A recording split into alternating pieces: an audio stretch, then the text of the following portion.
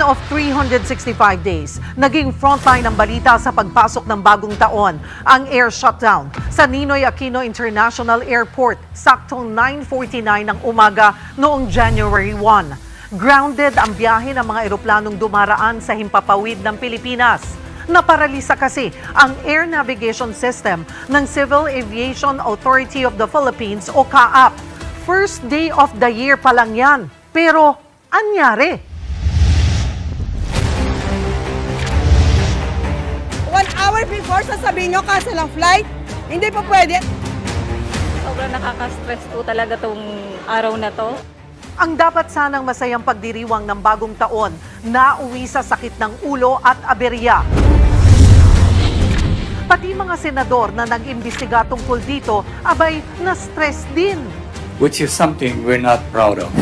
Are you incompetent? I apologize.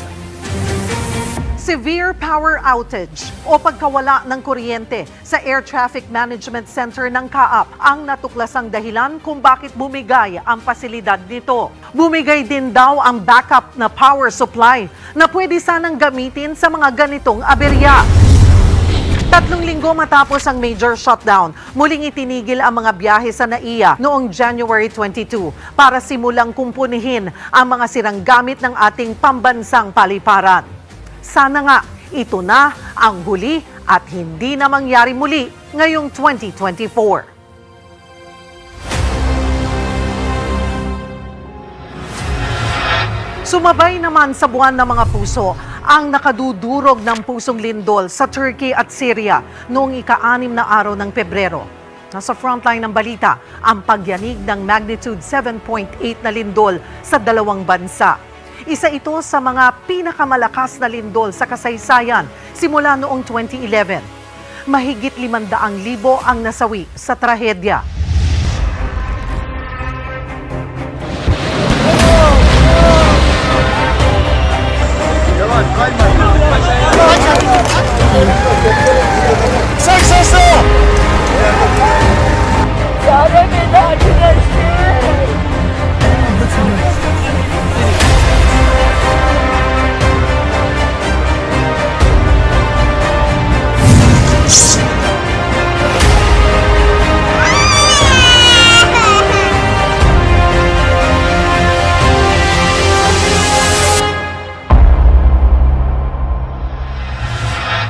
Sa kasamaang palad, nakumpirmang 2 Pilipino ang kasama sa mga nasawi. Pero may pahabol pa palang trahedya bago matapos ang buwan ng Pebrero.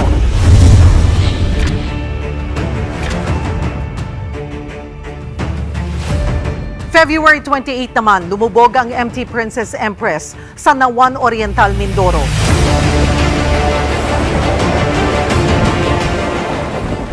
Tumagas ang langis na lulan nito, kaya't nagdeklara ng state of calamity ang 9 na bayan sa Luzon.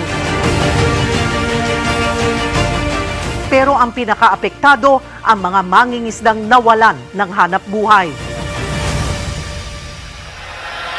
Maaalala naman na ang buwan ng Marso sa nangyaring madugong krimen sa tahanan ni Negros Oriental Governor Roel Degamo. Politika ang itinuturong dahilan ng karumal-dumal na pagpatay sa gobernador at 9 na iba pa noong March 4. Sinundan ng News 5 ang mga pangyayari sa Degamo murder case mula sa crime scene hanggang maituro ang umano'y utak sa pagpaslang na si dating Negros Oriental Representative Arnie Teves.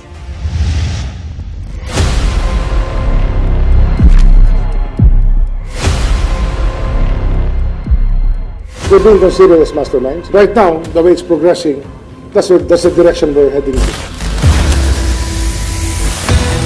11 suspect ang inaresto o kusang sumuko kaugnay ng Degamo murder case. Mga military personnel ang 6 sa kanila. Noong March 9, kumanta ang isang suspect sa krimen. Itinuro nilang utak ng massacre. Si Kong daw, sir. Sinong Kong?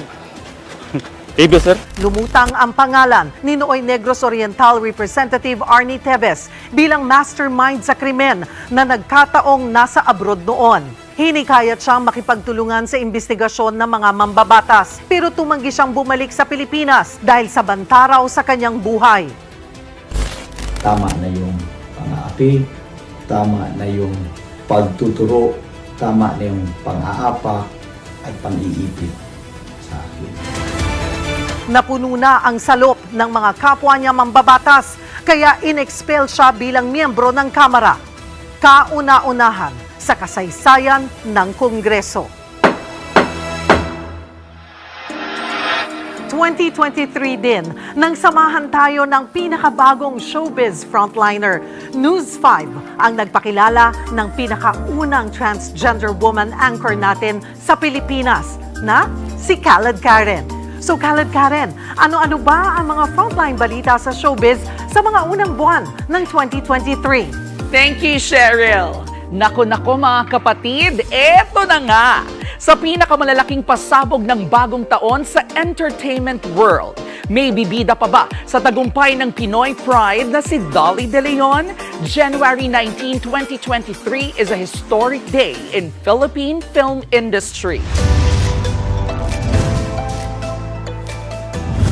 Na-nominate si Dolly sa prestihiyosong British Academy Film Awards o BAFTA para sa pelikulang Triangle of Sadness. Karabing elbows lang naman niya ang mga naglalakihang Hollywood and international celebrities. First time in Philippine history. Kaya niyo yon? Historic din ang nomination niya as Best Supporting Actress sa Golden Globe Awards. Tita Dolly, gulatin mo sila. Hindi at toilet manager here. Captain, who am I? You're the captain. Ang performance niyang iyan, waging-wagi sa Guldbagge Awards sa Sweden at maging sa Los Angeles Film Critics. Winner! Matapos niyan, tuloy-tuloy na ang iba pang malalaking proyekto ni Dolly sa loob at labas ng bansa.